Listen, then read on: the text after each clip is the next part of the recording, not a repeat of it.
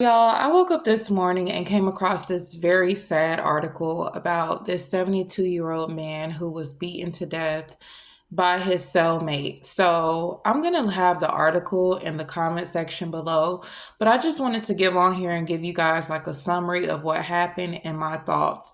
So I'm going to start by saying my deepest condolences, goes out to his wife and to his family. Like, y'all.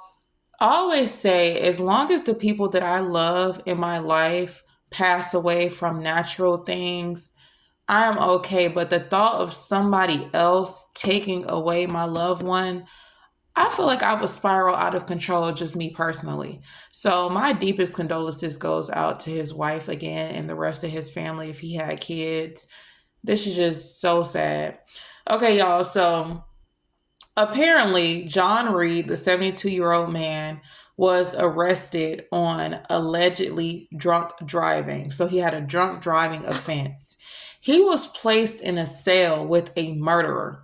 As a matter of fact, the man that he was placed in a cell with was a 24-year-old who had pled guilty to murder and robbery and was given a 20-year sentence, which turned into a split sentence. I'm not exactly sure what a split sentence means, but he was given 20 years, but he only served 5 before he was up for bail or for parole or something along the lines of that. Anyway, I'm guessing he committed another offense, and that's why instead of being able to stay out, instead of being able to serve 5 years and to just stay out, he was put back into prison or back into jail. I'm guessing because he committed another crime. So I'm just trying to understand. And then, y'all, what makes this story even more sad and depressing is the 72-year-old man was wheelchair bound and he needed oxygen to be able to breathe.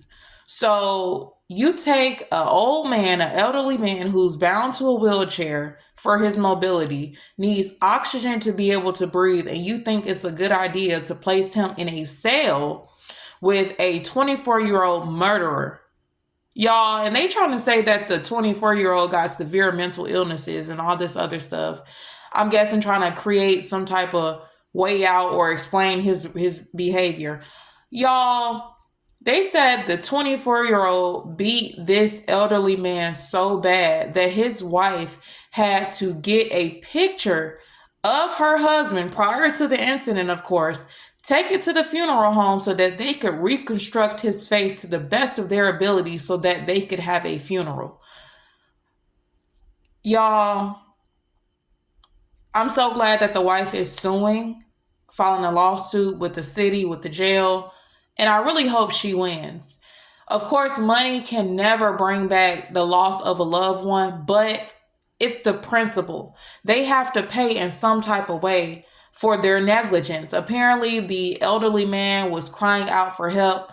And y'all, I just keep piling on more and more, but it's even more sad that the wife was waiting outside of the jail with the less than $300 bail to get her husband out. So while she was waiting for her husband, he was getting beat to death. I don't know much about jail. I've never been. I don't know many people who have been in my life, but I don't understand the sense behind placing someone so vulnerable as well as a non-violent offender with a violent offender who has a murderous past, who is 24 years old. So he's more active, he's stronger, he's more limber. Why would you even pair those two together and think that something good was going to come from that?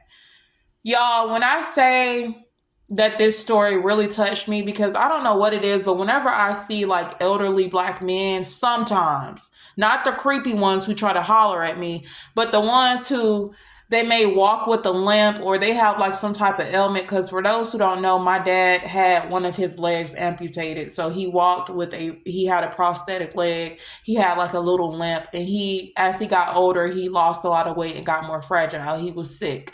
So whenever I see someone who kind of has those similar characteristics, it really pulls on my heartstrings because I think of my dad, and there There's a picture of us back there. So I'm a true daddy's girl. And I always say like how I really miss my dad, and sometimes I catch myself saying, "Oh, I wish he could be here with me." But at the same time, when I really think about it, I am so happy that my dad is resting. He's in the next room. He's waiting for me to join him.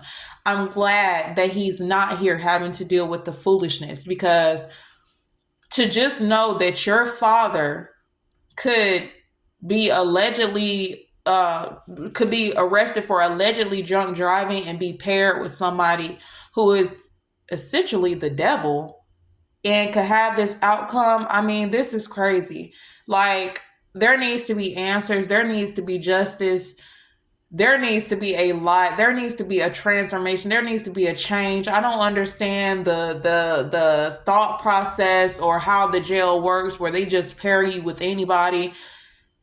At least you should have paired the elderly man with another elderly man, or pair the elderly man with a non-violent offender, somebody who maybe got a drug charge or a gun charge, or I don't know, committed arson, like somebody who didn't cause bodily harm, like take a life. Maybe that would have been smarter. So it's so much negligence. And again, I'm so happy that his wife is taking a stand. And y'all, oh my gosh, I thought that was the worst. Y'all, part of the article states that his mom, who is 95 years old, who suffers from dementia, asks asks often about her son, like, where's her son? And whomever the caretaker is tells her that her son is deceased, he's no longer here. And the old lady just shatters. I don't even think she'll live the rest of this year, because dying of heartbreak is real. Y'all, let me know you guys' thoughts about this. Again, this is a crazy story. I usually don't even read articles like this. So the fact that it popped up and it caught my attention to read the entire article, I don't know. But again, let me know you guys' thoughts about this. Alabama, y'all got to get it together. I hear Fulton County is the same way here in Georgia. I hear there's a lot of jails who are like that, where they carelessly just throw people in there with whomever. And it's like, y'all got to have some level of heart and humility for other human beings, especially somebody who is fragile, who is more easily a target to a freaking murderer, So I would say rest in peace, but I'm a firm believer of how you die really affects your spirit's ability to be at ease.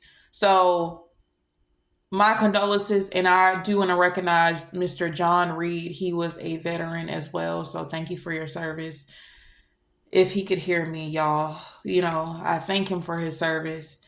And let me know you guys' thoughts about this. I will catch you guys in my next one. Peace.